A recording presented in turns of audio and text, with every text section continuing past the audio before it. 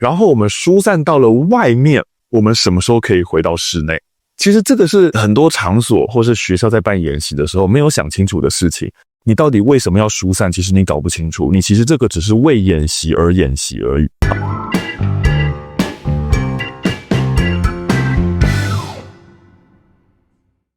Hello， 大家好，我是93先生，很高兴你继续收听这个频道，让你朝安全又迈向一步。嗨，我是晶晶，大家晚安。晚安。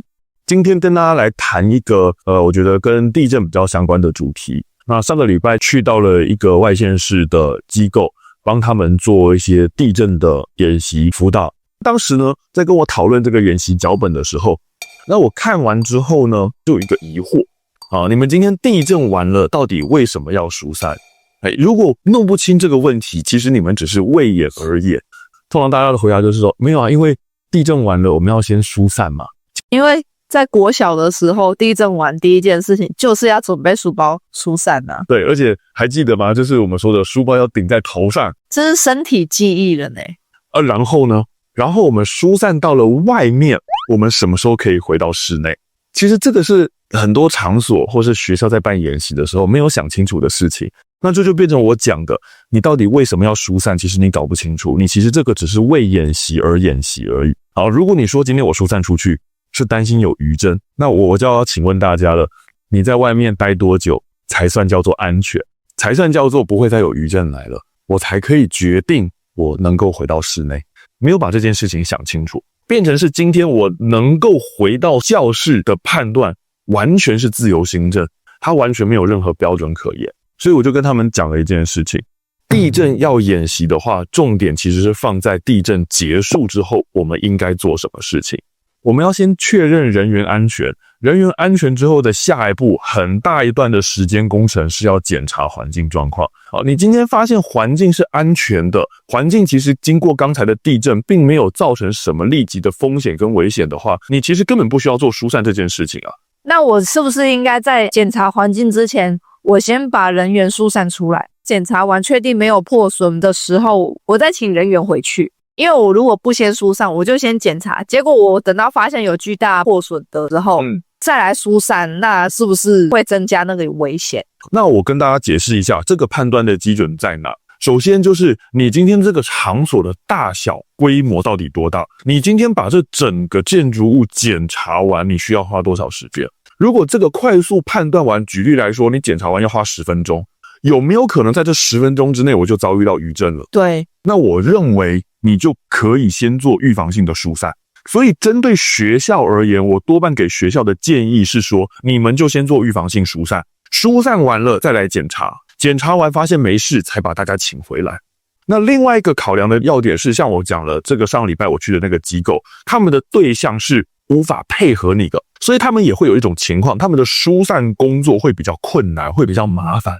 这种情形我就会比较建议倾向于你就是先进行预防性疏散。好，那我刚才讲了另外一个实验室工厂，他们的区域呢就只用其中一层而已，而且他们都是四肢健全的人，他们可以自行的疏散，自行移动，所以他们检查完不会花太久时间。那他们要进行疏散的话，大部分的人也都有能力自行很快速的离开。我就是先检查，检查完没事，大家就继续工作，检查完有事，我们才做疏散。他觉得如果只要每次地震结束我就要做预防性疏散的话，他其实有很多的产线，有很多实验的东西，他们是无法中断的。这两种做法都有它合理的地方，那变成是我们要依照我们的情况去做商讨，决定哪一个方针。那这里又出现一个问题咯，那我今天什么样的地震过后，我必须要展开后续这些检查或是预防性疏散的动作？是不是只要是地震都要这样检查会比较保险呢？当然，如果我今天所有的有感地震我都这样检查，当然是最保险。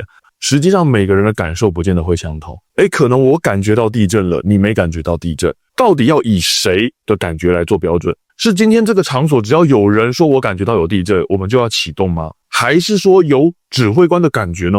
这感觉好像怎么挑都不大对吧？那不然我们以震度4级作为标准。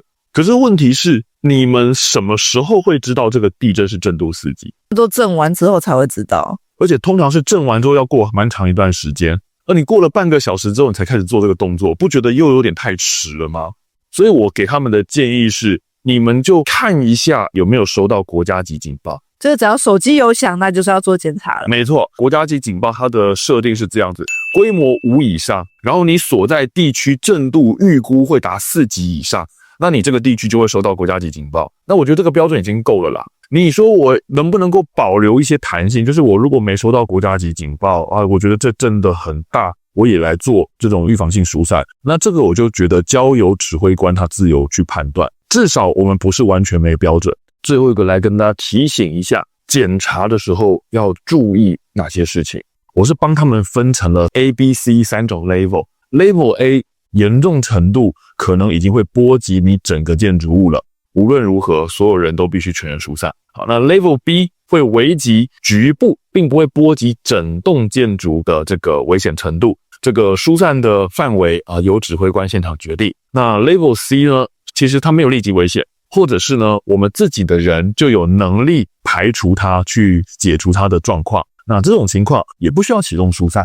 Level A 检查一下有没有发生火灾，有没有结构的明显损伤。结构有没有损伤这个部分，其实我也不是专业的，大部分就是去看你的柱子，看你的横梁，有钢筋外露，这绝对是很严重的状况。出现大型的裂缝，这也是很严重的状况啊！我看过的资料，它是说，如果这个裂缝宽度大于2 mm， 那这种情况就比较像是大裂缝了。比较简单的一个判断基准就是，各位，你10元硬币投得进去的话，对，没错，你能像是投币孔一样投进去的话，那这个就是属于大裂缝的。所以吊瓷砖还不一定是巨大损伤。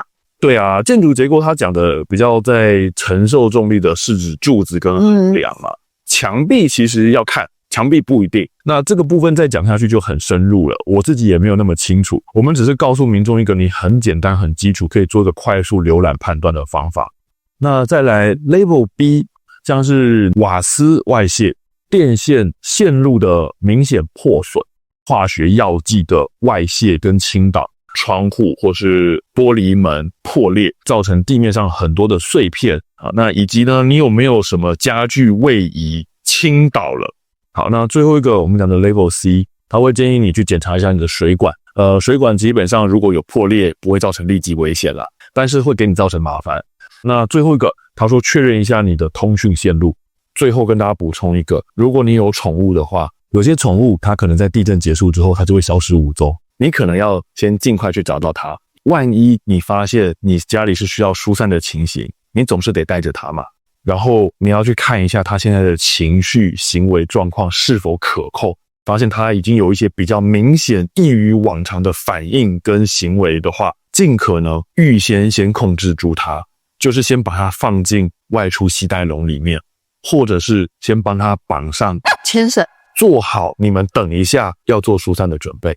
所以我想呢，我们今天这集的分享呢，就跟大家分享到这边那么希望呢，今天的分享内容对大家的安全有所帮助如果各位有从这一集获得收获的话呢，请按赞、订阅、分享我们的影片。你们单位的演习都怎么做？欢迎下面留言。那今天就到这边咯，下次再见。拜拜。我真的遇过有些很高科技的科技厂，他们是自己有装地震仪的，这么厉害？